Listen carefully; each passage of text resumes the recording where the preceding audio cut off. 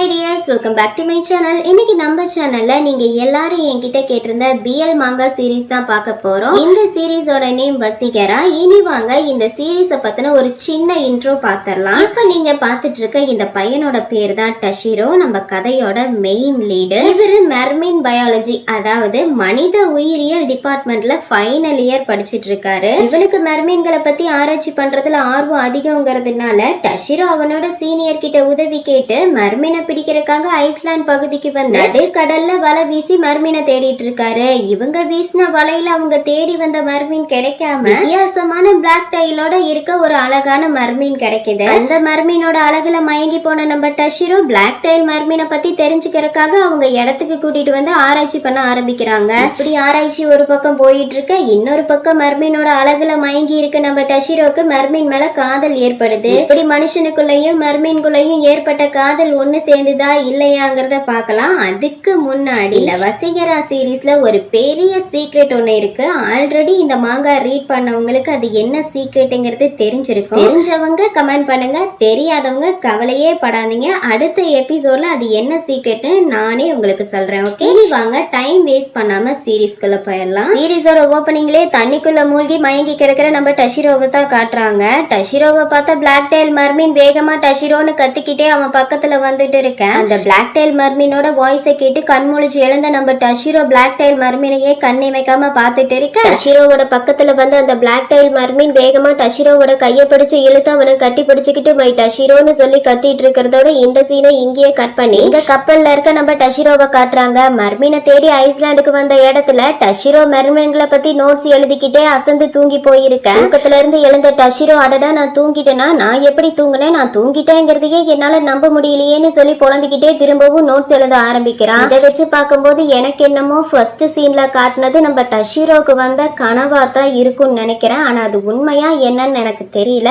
இனி சீன் போக போகத்தான் நமக்கு தெரியும்னு நினைக்கிறேன். இப்படி திரும்பவும் மர்மீன்களை பத்தி நோட்ஸ் எழுத ஆரம்பிச்ச டஷிரோ அவனை பத்தி சொல்ல ஆரம்பிக்கிறான். அதாவது என்னோட பேரு டஷிரோ, நான் மர்மீன் பயாலஜி டிபார்ட்மெண்ட்ல ஃபைனல் இயர் படிச்சிட்டு இருக்கேன். நான் என்னோட கிராஜுவேஷன் ப்ராஜெக்ட்காக பல வருஷமா மர்மீனை பத்தி ஆராய்ச்சி பண்றதுக்காக பல பேர்கிட்ட ஹெல்ப் கேட்டு ஃபைனலா என்னோட சீனியர் உதவியோட மர்மீனை தேடி ஐஸ்லாண்ட் கடலுக்கு வந்திருக்கேன். பல வருஷமா புத்தகங்களையும் வீடியோக்களையும் பார்த்துட்டு இருந்த மர்மீனை நேர்ல பார்க்க நான் ரொம்பவே ஆர்வமா இருக்கேன்னு சொல்லிக்கிட்டு இருக்கேன். அப்ப கரெக்டா டோரை ஓபன் பண்ணி உள்ள வந்த சீனியர் ரயன் நம்ம டஷிரோவை பார்த்து, போல சீக்கிரமா நாங்க ஒரு மர்மீனை கண்டுபிடிச்சிருக்கோம்னு விஷயத்த முழுசா சொல்லி முடிக்கிறதுக்குள்ளேயே மர்மீனை பாக்குற ஆர்வத்துல நம்ம பையன் டஷிரோ மின்னல் வேகத்துல அங்கிருந்து ஓடி போக, அதை பார்த்தா ரயன், டே வாலஸ் எதுக்காக நீ இவ்வளவு வேகமா ஓடுற, கொஞ்சம் மெதுவா தான் போயேன்னு சொல்லி கத்திட்டு இருக்கான். அதாவது நம்ம டஷிரோக்கு பாத்தீங்கன்னா வாலஸ்ங்கிற இன்னொரு நேம் இருக்கும் போல, அந்த நேமை வச்சுதான் ரயன் இப்ப அவனை கூப்பிட்டு இருக்கான். நீங்க எதுவும் கன்ஃபியூஸ் ஆயிக்காதீங்க. ஒரு வழியா போட்க்கு மேல வந்த டஷிரோ, எனக்கு தெரிஞ்சு கண்டிப்பா இந்த வலையில மாட்டி இருக்கிறது திரும்பவும் சுறா மீனா தான் இருக்கணும். சுறா மீனோட வால் பகுதியை லைட் வெளிச்சத்துல பார்த்து மர்மீன் நினைச்சிட்டாங்க போலன்னு புலம்பிக்கிட்டே அவன் ஒர்க்கர்ஸ் கிட்ட, இங்க பாருங்க தண்ணியில இருக்க வலையை மெதுவா மேல கொண்டு வந்து வலையில மாட்டி இருக்க மர்மீனை கரெக்டா போட்குள்ள விடுங்க, அப்புறம் டாக்டர்ஸ் மயக்க மருந்தெல்லாம் எடுத்து ரெடியா வச்சுக்கோங்கன்னு சொல்லி இன்ஸ்ட்ரக்ஷன் கொடுத்துட்டு இருக்க, டஷிரோ சொன்ன மாதிரியே அந்த ஒர்க்கர்ஸும் தண்ணிக்குள்ள இருக்க வலைய மேல தூக்க,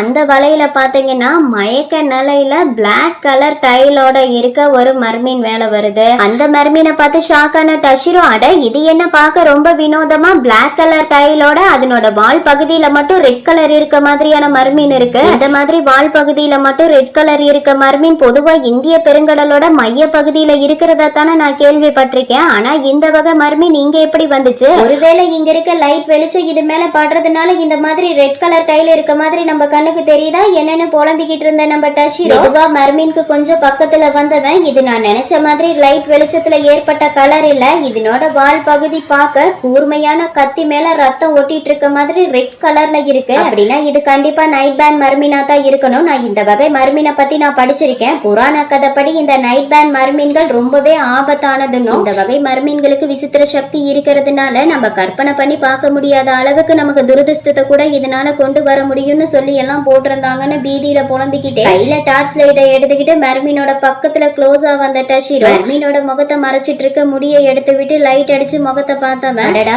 என்ன ஒரு பேர் அழகு, இந்த மாதிரி ஒரு அழகான முகத்தை நான் பார்த்ததே இல்லைன்னு மர்மீனை பார்த்து மயங்கி போனவன் அடுத்து மர்மீனோட ஜஸ்ட் இடுப்பு வாலு காதுன்னு ஒரு இடம் பாக்கி விடாம எல்லா இடத்துலயும் லைட் அடிச்சு தொட்டு தடவி பார்த்துட்டு இருந்தவன், இந்த மர்மீனுக்கு மட்டும் இந்த கூர்மையான காதுகள் இல்லாம இருந்திருந்தா இவன் கண்டிப்பா அழகான மனுஷன் மாதிரியே இருந்திருப்பான்னு புலம்பிக்கிட்டு திரும்பவும் வால் பகுதிக்கு வந்த டஷிரோ வால் பகுதியில இருக்க லைன்ஸை எல்லாம் தொட்டு பார்த்து ஸ்கிராச் பண்ணி பார்த்தவன் இந்த வால் பகுதி ரொம்பவே குளிர்ச்சியாவும் வளவளப்பாவும் இருக்கு. இதை வச்சு பார்க்கும்போது இதை மீன்களோட ஒப்பிட முடியாது. ஏன்னா இது கிட்டத்தட்ட மனிதனோட அமைப்புல தான் இருக்குன்னு சர்ச் பண்ணி பார்த்துட்டு இருந்தவன் அடுத்து மர்மீனோட இடுப்பு பகுதிக்கு வந்து இனப்பெருக்க உறுப்பை லைட் அடிச்சு பார்த்தவன் இந்த மர்மீனோட இனப்பெருக்க உறுப்பு அமைப்பு அப்படியே டால்பின்களோட இனப்பெருக்க உறுப்பு அமைப்பு மாதிரியே இருக்கு. டால்பின்களுக்கு எப்படி இனப்பெருக்க தப்ப மட்டும் இனப்பெருக்க உறுப்பு வெளியே தெரியுமோ அதே மாதிரியே தான் இந்த மர்மீனுக்கு வெளியே தெரியும் நினைக்கிறேன். அப்படின்னா இப்ப நம்ம இதை இந்த டால்பின் கூட ஒப்பிடவா இல்ல மனுஷனோட ஒப்பிடவா? இதுக்கு மனுஷனுக்கு இருக்க இனப்பெருக்க அமைப்பு இருக்கா? இதனால இனப்பெருக்க செயல்ல ஈடுபட முடியுமான்னு புலம்பிக்கிட்டே மர்மீனோட ஒரு பகுதியை கூட விட்டு வைக்காம எல்லா இடத்துலயும் லைட் அடிச்சு தொட்டு தடவி பார்த்துட்டு இருந்த நம்ம டஷிரோ கையில மர்மீனோட வால் பகுதியில இருக்க கூர்மையான செதில்கள் கீறி டஷிரோவோட கை புண்ணாகி ரத்தம் வர அதை பார்த்து ஷாக்கான டஷிரோ அப்பனா இந்த மர்மீனோட வால் பகுதியில கத்தியை விட கூர்மையான முட்கள் இருக்கா? இதை நான் கொஞ்சம் கூட எதிர்பார்க்கவே இல்லைன்னு டஷிரோ மர்மீனை சர்ச் பண்ணி பார்த்துட்டு இருக்கேன். அப்ப கரெக்டா மயக்க தெளிஞ்சு எழுந்த மர்மீன் பக்கத்துல இருக்க டஷிரோவை முறைச்சு பார்க்க அதை பார்த்து பயந்து போன டஷிரோ வேகமா மர்மீனை விட்டு தள்ளி போக அதை பார்த்த மர்மீன் டஷிரோ தப்பிச்சு ஓடி போகாம இருக்கா. அதனோட வால் பகுதியில டஷிரோவோட காலை லாக் பண்ணி பிடிச்சுக்கிட்டு அவன் பக்கத்துல வந்த மர்மீன் டஷிரோவை உத்து பார்த்துட்டு இருக்க. இவ்வளவு க்ளோஸ்அப்ல இருக்க மர்மீனை பார்த்து அசந்து போன டஷிரோ இவன் க்ளோஸ்அப்ல பார்க்கும்போது எவ்வளவு அழகா இருக்கான். ஆனா இவனோட பார்வை என்ன பாக்குற விதத்தை பார்க்கும்போது எனக்கு என்னமோ இவனுக்கான இறைய கண்டுபிடிச்ச சந்தோஷத்துல இந்த மர்மீன் என்ன பாக்குற மாதிரியே இருக்குன்னு பீதியில புலம்பிக்கிட்டே நம்ம டஷிரோ மர்மீனை கண்ணிமைக்காம பார்த்துட்டு இருக்க. அப்படி டஷிரோ பக்கத்துல க்ளோஸா இருக்க மர்மீனை பார்த்து பயந்து போன ஒர்க்கர்ஸ் எல்லாரும் மர்மீன் டஷிரோவை தாக்க வரதா நினைச்சு டஷிரோவை எப்படியாவது காப்பாத்தியே ஆகணும்னு ஒர்க்கர்ஸ் எல்லாரும் போராடிட்டு இருக்க. அப்படி கப்பல்ல இருக்க ஒர்க்கர்ஸ் எல்லாரும் ஃபுல் ஃபோர்ஸ் கொடுத்து இழுத்தும் டஷிரோ கிட்ட இருந்து மர்மீனை ஒரு அடி கூட நகர்த்த முடியாம மர்மீன் கல்லு மாதிரி நின்னு டஷிரோவை முழுங்குற மாதிரி பார்த்துட்டு இருக்க. அங்க நடக்கிறதையெல்லாம் தூரத்துல இருந்து பார்த்துட்டு இருந்த ரயன் அவனோட துப்பாக்கி எடுத்து மர்மீனை ஷூட் பண்ண அந்த குண்டு நேரா மர்மீனோட ஷோல்டர்ல பட வலி தாங்க முடியாத மர்மீன் கதறிட்டு இருக்க. மர்மீனோட பக்கத்துல வந்த ரயன் மர்மீனோட வால் பகுதியை மிதிச்சுக்கிட்டே அவன் ஆட்கள் கிட்ட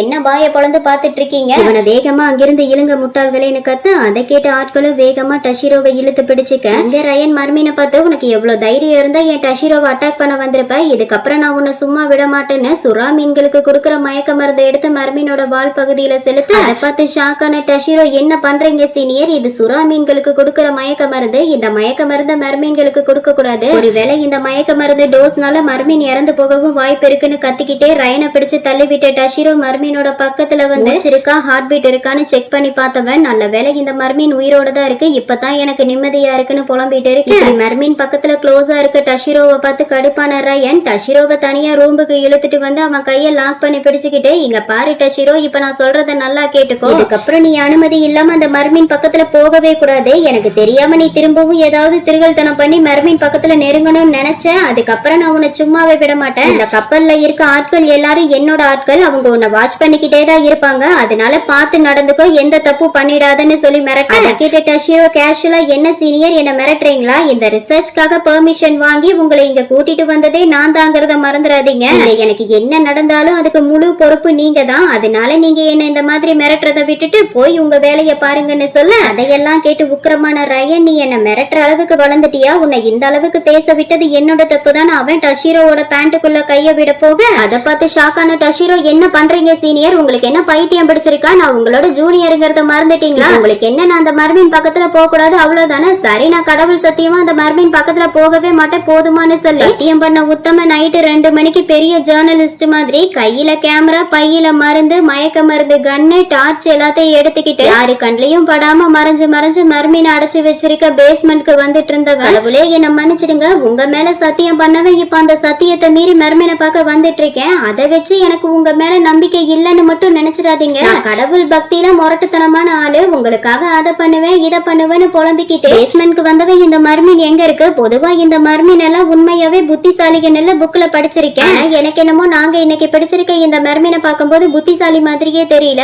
ஒருவேளை நான் இந்த வகை மர்மீனை பத்தி இன்னும் க்ளோஸா சர்ச் பண்ணி பார்க்கணும்னு நினைக்கிறேன், அதுக்காகவே நான் கண்டிப்பா இந்த மர்மீனோட க்ளோஸ் ஆக விரும்புறேன், அப்பதான் என்னால இந்த மர்மீனோட கம்யூனிகேஷன் பண்ண முடியும், அதோட இதனோட உணர்வுகள் என்னங்கறதையும் என்னால புரிஞ்சுக்க முடியும்னு சொல்லி பிளான் பண்ணிக்கிட்டே இவைக்குள்ள மயக்கத்துல கிடக்கிற மர்மீனை பார்த்தவன் ஒரு வழியா நான் மர்மீனை கண்டுபிடிச்சிட்டேன், இது கனவு மாதிரி இருக்கு, என்னால இதை நிஜம் நம்பவே முடியல, இவ்வளவு அழகா இருக்க இந்த மர்மீன்கள் எல்லாம் இந்த உலகத்தை சேர்ந்ததா இல்ல கடலுக்கு அடியில இதுகளுக்காக தனியா ஒரு உலகம் இருக்கான்னு நான் தெரிஞ்சுக்க விரும்புறேன், என்ன ஒரு அழகான முகம் எதுன்னு மர்மீனை ரசிச்சு பாத்துட்டு இருந்தவன் அடடா இப்ப எதுக்காக நான் இந்த மாதிரி எல்லாம் யோசிச்சுட்டு இருக்கேன் அந்த வேலைய பாப்போன்னு கையில கேமரா எடுத்து ரெக்கார்டிங்க ஸ்டார்ட் பண்ண டஷிரோ. ஹலோ கைஸ், என் கண்ணு முன்னாடி இருக்க அந்த மர்மீனோட வால் பகுதி மட்டுமே 2 மீட்டர் அளவு நீளம் இருக்கும். அப்புறம் இந்த மர்மீனோட உடம்போட இணைஞ்சிருக்க இந்த வால் பகுதியை பார்க்கும்போது புலி சுறா மீனோட அமைப்பு மாதிரியே தான் இருக்கு. உடல் அமைப்பு மட்டும் இல்ல, இந்த மர்மீனோட தாக்குதல் கூட புலி சுறா மீன் மாதிரியே தான் இருக்கு. அதை பார்க்கும்போது எனக்கு ரொம்ப ஆச்சரியமா இருந்துச்சு. அதே மாதிரி இந்த மர்மீனோட தோல் பார்க்க நீங்களத்தோட மேல் பகுதியில எந்த அளவுக்கு வலுவலுப்பான சுரபிகள் இருக்குமோ அதே அளவு வலுவலுப்பான சுரபிகள் இந்த மர்மீன் மேலேயும் இருக்கு தெரியுமான்னு சொல்லி ரெக்கார்ட் பண்ணிட்டு இருந்த மர்மீனோட தோல் பட்டையில ஏற்பட்டிருக்க காயத்தை பார்த்து பதறி போய் அடடா